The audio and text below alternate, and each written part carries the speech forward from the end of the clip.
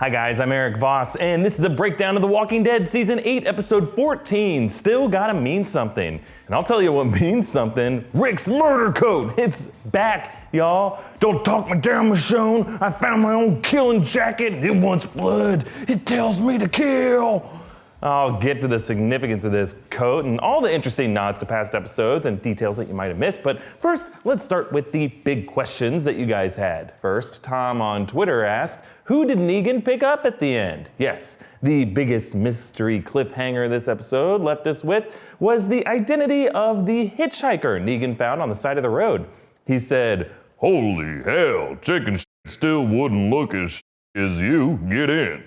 Then he brings this person back to the sanctuary where he tells the saviors to keep this return a secret for now. So a few people online have speculated that this could be Gregory, saying that he appeared in promo images for next episode at the sanctuary. Then again, there's also a shot in the promo for episode 15 that shows Gregory back at the hilltop.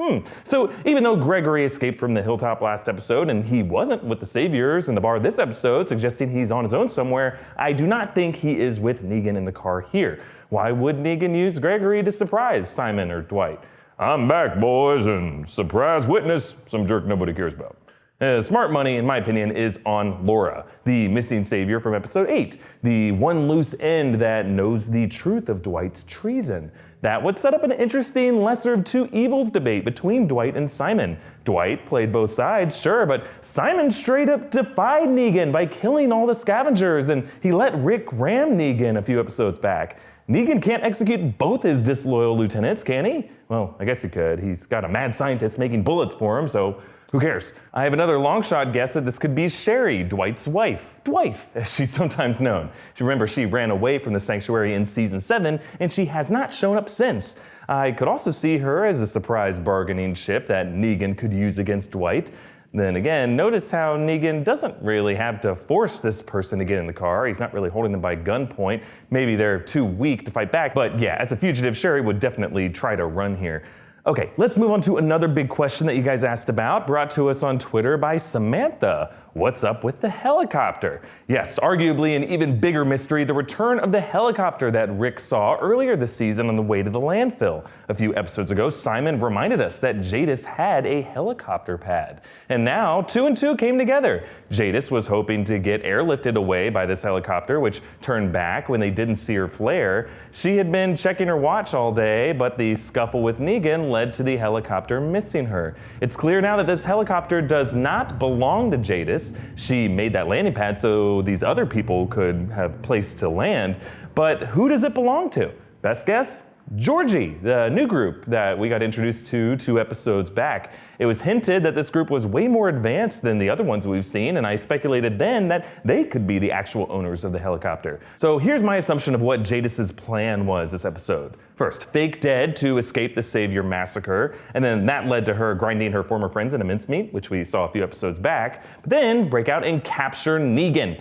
Then contact Georgie's people to come get her. Check out her IKEA-type bedroom here. There is a radio on the stool. I'm guessing that's how she reached out to them. And yeah, it's a little surprising to see Jadis have this tidy abode, but we've seen her pull supplies out of hidden compartments in the trash before, so I think we could all guess that this whole heap was just a front for a real home. Negan comments early on that he can smell that something went down there. That smell is probably the rotting scavenger mincemeat that I mentioned. I think Jadis is trying to burn off that smell with salts, kind of like an incense air freshener, to hide the fact from the helicopter people that she ground up everyone because, let's be honest, you wouldn't want to hang out with someone who did that, would you? And Jadis threw Negan's bat on the fire for justice against her murdered friends. Then I think Jadis planned to deliver Negan, perhaps as a, quote, resource to Georgie. Maybe Georgie has some past bad blood with Negan, or maybe Georgie wants Negan as like a gift to Maggie to further earn Maggie's inter-community cooperation. And maybe the point of Winslow III on the cart was to keep Negan under control during this handoff. Or maybe she really did plan to kill him slowly. I don't know. Who knows, guys? I think Jadis just thinks machine walkers look cool. And if I'm right about Georgie owning the helicopter, we'll see what their relationship is. Maybe they're family, and Jadis is like an outcasted black sheep. Or maybe all those art sculptures that we've seen Jadis making in the past were part of her bartering with Georgie, the way Georgie wanted the music records from Maggie. Unfortunately for Jadis, Negan threw a wrench into whatever she was planning. She clearly didn't tie him up tightly enough. Look closely at his hands and you can see that he definitely could wriggle himself out of that. Though I agree with a lot of you, I was initially confused as hell when Negan suddenly appeared unrestrained with the gun and flare. I thought my recording had skipped or something. Honestly, I think it was an editing issue with the episode. Anyway, Negan lights the flare to threaten Jadis' photographs. He's gonna burn them. He recognizes that they have as much sentimental value to her as his bat Lucille does to him. Negan actually makes a big confession this episode that he named Lucille after his dead wife, and that the bat represents his last remaining connection to her.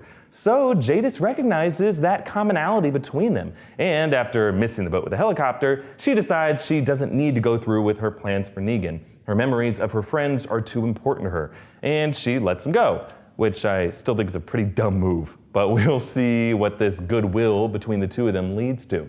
Okay, let's move on, because this episode was full of really interesting connections to past episodes, so let's review them all in our segment, Callbacks. Okay, early on, Ezekiel tells Carol to keep the faith about Henry, reminding her, "You told me to pretend to make it real until it is so." This is a callback to early in season 7, the first real conversation between these two, when they discussed why they hide behind their fake personas. They realized then that illusion can become reality if it helps you deal with the hardships of this world.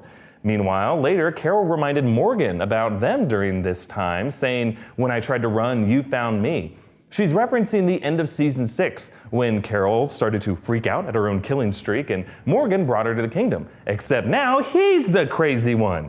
I like the little callback Jared actually makes later on, reminding us that Morgan strangled his own guy with his own hands. He's referring to Richard, whom Morgan killed because Richard planned to avenge Benjamin, even though Morgan just avenged Benjamin this episode. Guys, Morgan's all over the place. I feel bad for the group on Fear the Walking Dead. They're gonna be like, couldn't you have given us Daryl?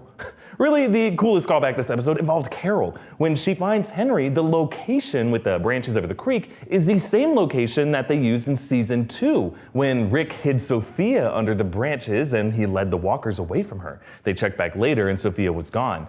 Now, this isn't the same location in the world of the show. That was down in Georgia, this is up in Virginia.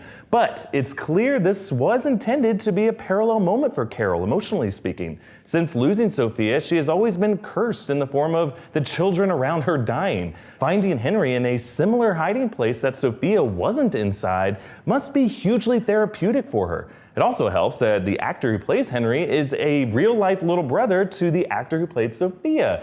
It's like Sophia went into this tree fort, vanished, and a few years later came back out as a boy.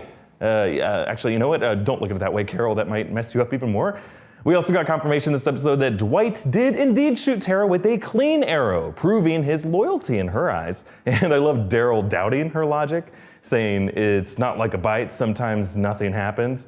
Now, I saw this as a meta explanation trying to clarify our confusion over this whole exposure to Walker blood can infect you nonsense. Daryl's like, damn, I've been licking Walker blood off my arrows for 8 seasons now, and I feel fine. Who knows how this works?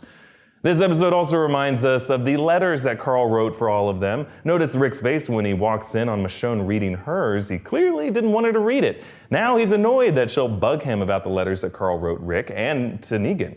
Essentially, Michonne has become the executor of Carl's estate. Michonne makes another callback to Andrea, saying that Andrea helped her move on from the loss of her son by actually dealing with her grief, and that Michonne now intends to do that for Rick.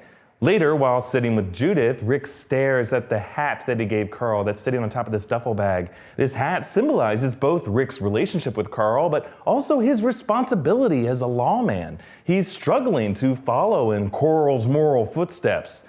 Or maybe Rick just thinks Carl turned into a duffel bag. You're a duffel, Carl! My boy's a duffel bag! But instead of the hat, Rick goes with a different wardrobe. Murder coat! Now, just to remind you of the history here, this was the coat Rick wore when he executed Pete at the end of season 5, and he wore it throughout memorable killings in season 6 at the hilltop when he stabbed that guy in the neck and then stood up and asked, what? And then the next episode in the satellite compound when he murdered dozens of saviors in their sleep. And then after that when he murdered the savior while saving Carol and Maggie. And through all of that blood, somehow the fur collar never got stained. This coat is evil, guys. Rick stopped wearing it after Negan killed Glenn and Abraham, but now, for the first time ever, he puts it back on. And it's really interesting to see how it reflects his dark turn this episode. I've talked before about how he and Negan have swapped kind of as hero and villain. And that trend continues this episode. His betrayal of the saviors in the bar is straight up cold. It may remind you of the dick move he pulled on Todd earlier this season, promising not to hurt him after the kid would come out from behind the tree and then just shooting him anyway. It's also worth comparing this scenario to Negan and Gabriel earlier this season. Those two foes were surrounded by walkers and had to work together to get out, and Negan kept his word, allowing Gabriel to recover in the sanctuary clinic. Now, how does Rick thank the saviors for cutting him loose and collaborating together and clearing these walkers? Murder coat, that's how! I just think the point of this savagery is to connect Rick with Morgan. It's interesting to see these two men working together again, considering this is how the Walking Dead series began, and now we can see how far they've come. Rick makes another little callback when he has to remind Morgan, "You know me." This recalls the Clear episode in season 3 when Rick has to talk Morgan down the same way. Morgan also makes the callback to the Clear episode when he tells Henry at the end of the episode, "Don't ever be sorry." He says those same words to Carl in the Clear episode. By the way, did anyone else think Morgan was about to snap Henry's neck here? For a second, he grabs his collar like, "You little jerk, I must clear you." But then no, it's all smiles. "I killed the guy you wanted dead, are you happy?" But the most crucial line comes in the callback that Morgan makes to the pilot episode when Rick asks him why he saved him, and Morgan responds, "Because my son was there." Rick realizes in this moment how far down the dark path the loss of Duane took Morgan. He realizes that Michonne was right. If he doesn't properly deal with his son's death, he'll devolve into the violent psychopath that Morgan has become. Which leads us to the deeper meaning of this episode, titled Still Gotta Mean Something. It's a reference to Rick giving his word to the saviors, which turned out to be a very empty promise. But Rick seeing the danger of this kind of behavior from Morgan leads him to step back from this extreme. The cinematography actually illustrates this with these shots of Rick through mirrors. Earlier in the episode, before pulling Carl's letter out of the drawer, he faces the mirror, but we don't see his reflection in it. It's like he cannot yet face himself and his own grief. Later, after Morgan makes him question his ways, Rick sees his reflection, but it's in a shattered mirror, referencing his broken soul in this moment. But in the final image of the episode, Rick finally reads Carl's letter, which we see through the reflection in his bedroom mirror, a reflection whole once more, finally understanding that his son's post-mortem words still gotta mean something. The comparison between Rick and Morgan is also reflected in this week's kill count.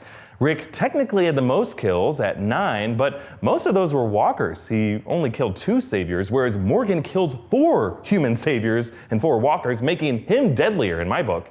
Morgan staring at Jared in the eyes from behind the gate was especially haunting. Actor Lenny James said that the script called for his emotion to be passive, and his passivity at watching this hated enemy die slowly reminded me a little of Eastman in season 6, who told Morgan that he created that prison cell in his place for the murderer of his family to watch him slowly die. But whereas Eastman took the path of peace from that experience, Morgan has definitely done the opposite. So here's my question for you guys. Was it Carl's death that changed Rick into the villain he is now? Or has Rick always been this way? After all, when Rick shot that Todd guy, it was before Carl died. Maybe the murder coat was inside Rick all along. I want to know what your thoughts are, guys. Comment down below or tweet me directly at Erik Voss and follow New Rockstars on Twitter for updates on our videos. And like this video and subscribe to New Rockstars for all of our Walking Dead coverage. And yeah, go definitely check out my breakdowns for all the past episodes this season for the explanations and stuff that you missed. Guys, thanks for watching. See you next week. Bye.